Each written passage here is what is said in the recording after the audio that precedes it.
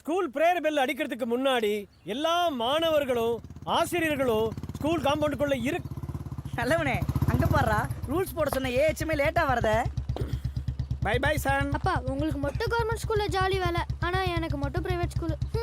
Don't say like this son. அப்பா government ஸ்கூல்ல வேலை செய்றேன், ஆனா நீ பிரைவேட் ஸ்கூல்ல படிக்கிற. டன் டன் பா. It's okay.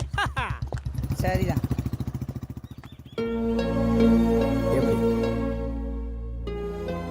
கண்டினியூ.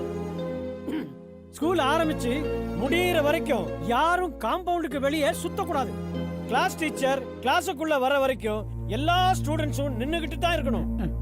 இனிமே கிளாஸ்ல அங்க இங்கன்னு இஷ்டத்துக்கு உட்காரவே கூடாது. ரேங்க் அடிப்படையில தான் உட்காரணும். அப்புறம் கிளாஸ் ரூம்ல மட்டும் இல்ல, இந்த காம்பவுண்டுக்குள்ளேயும் பசங்க பொண்ணுங்க பேசிக்க கூடாது. ரொம்ப கஷ்டமாச்சே. இங்க இருக்கிற ஒவ்வொரு டீச்சருக்கும் என்னோட 22 வருஷ அனுபவத்துல இருந்து நான் ஒண்ணு சொல்றேன்.